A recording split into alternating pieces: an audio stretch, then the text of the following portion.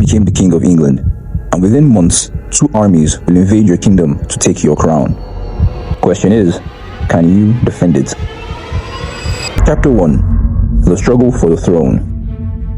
On the 5th of January, 1066, King Edward the Confessor, your brother-in-law, dies without a direct heir to the throne.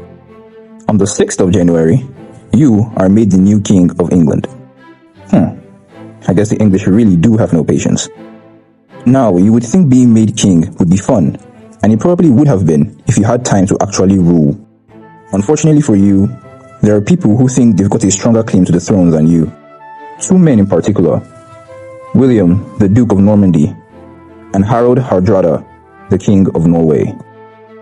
William claims King Edward had promised him the throne, and Harold Hardrada believes an old agreement between the Scandinavian kings gives him a claim to the English throne.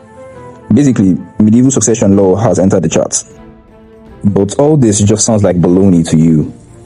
Doesn't matter what their claims are, you're going to defend your nation and your crown.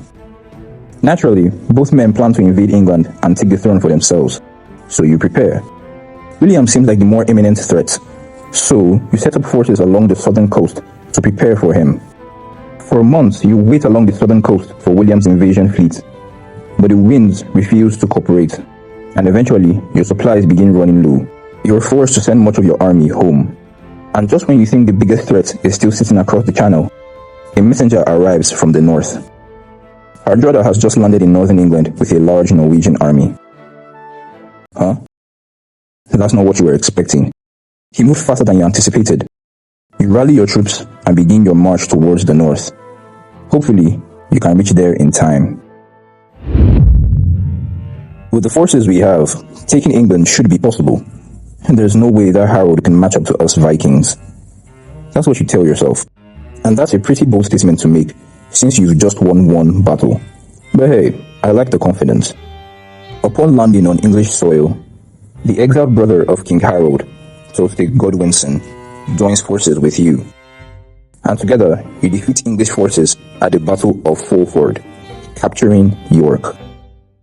Your sources tell you that most of Harold's forces are stationed south, so that spells good news for you. You can capture more of English territory without much trouble. Then, a scout comes to you with a report. Ah yes, more good news. That's what you expect. My lord, King Harold is here. What did you say? You're not really a fan of jokes, but you're really hoping this scout is pulling your leg right now. How did that maniac manage to get to you so fast? It's not even yet been a week since you captured York. No matter, you just have to crush him and his forces sooner than expected. Let the fight begin. Your army reportedly covered 185 miles in just 4 days. And that's a pace even an Olympian would be jealous of. The journey was tiresome, but proved effective because you managed to catch up to Hardrada in time. Now, Hardrada had expected time to regroup. Instead, your army appears so quickly that the Norwegians barely have time to prepare. Your forces attack his at Stamford Bridge and push them back severely. You know, it's been a while since I saw a good attack at Stamford Bridge, but let me not deviate. Your army overwhelms the Norwegian forces, and eventually you defeat them. Both Hardrada and your brother Tostig are killed in battle. The Viking invasion collapses, and you realize you just defeated one of the most dangerous warriors in Europe. You did it. You defended England from invaders and protected your crown. You are overfilled with joy. Nothing could possibly ruin your day right now. Sir? Yes? William has landed in the south. What? Chapter 2. A test of will and tactics.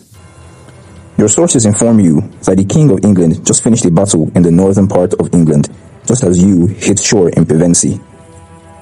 You imagine he would get wind of your arrival and hurry towards the south like a madman, and that image makes you smile a little. Let him come. You're in no rush. His men must already be exhausted.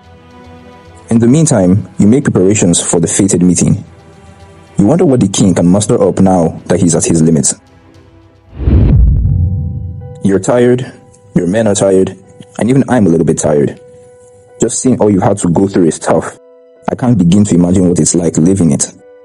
Not only did you have to cross the distance of your whole kingdom to fight a battle you weren't expecting, you now have to do it again with an army of tired, injured, and demoralized men.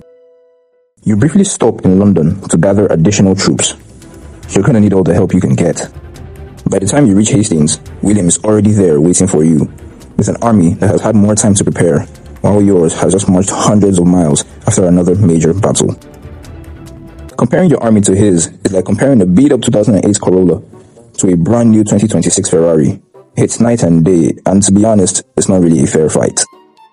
Your army forms the famous English shield wall on the ridge, while William prepares his infantry, cavalry, and archers. You defeated one invasion. Now you have to survive another. On the 14th of October, 1066, the Battle of Hastings begins. You send your archers forward with your infantry and cavalry and have them attack uphill, but the English shield wall refuses to break. At a point, your left flank retreats and the English soldiers give chase. You ride in to stabilize your men, but your horse gets killed in the melee.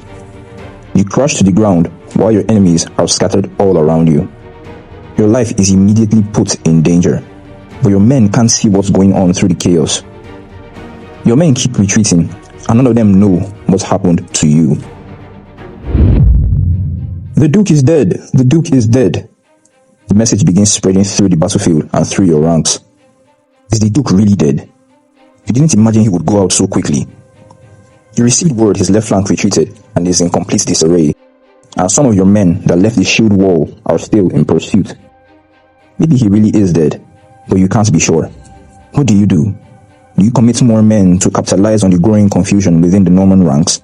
Or, just then, you receive another report. Your men who were pursuing the left flank were surrounded and destroyed. Huh? Just what is going on that battlefield? Your left flank is deep in confusion, and you're here lying on the ground fearing for your life? No, you can't let it end here. You scramble from the ground and mount another horse. You ride out in front of your fleeing men and push back your helmet, revealing your face. Look at me, I live, and with God's help, I shall conquer. Your Norman troops can't believe it. You're alive. Energized by your survival, they turn on the pursuing English troops and surround them, completely annihilating them with a swift counterattack. As the day went on, you repeat this tactic of attack, retreat, lure soldiers out, and counterattack. A pretty effective strategy. Gradually, the English shield wall gets weaker and weaker, but it takes the whole day for the battle to fully play out. In medieval times, if you start at dawn, you'd normally either be dead or have defeated your enemy by lunch, though in your case you're hoping it's the latter. Eventually, the English forces collapse, and dear old King Harold is killed. You heard he died by getting an arrow in the eye. Yeesh, that sounds painful. But then again, we're not really sure if that's how he actually died. What we do know is that with their king dead, the English resistance has collapsed.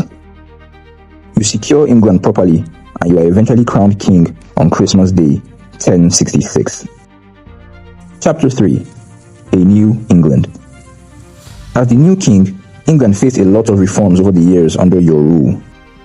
Winning Hastings gave you the crown, but keeping England would require change in England. English nobles lose their lands and Norman lords take their place. Castles rise across the country to control rebellious territory.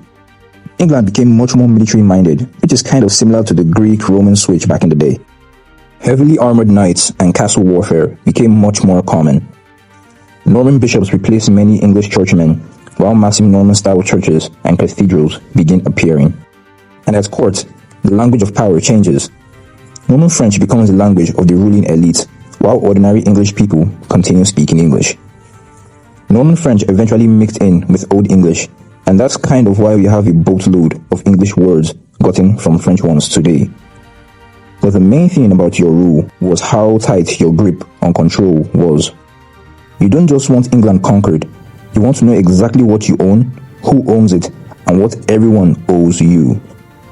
So you order a massive survey of England's land, property, and resources. The result becomes known as the Domesday Book. You had to make sure all major landowners were loyal to you, so you had them swear an oath probing their loyalty. Naturally, there were rebellions against your rule, and you didn't take kindly to them whatsoever. Northern England repeatedly rebels against you, and your response is brutal.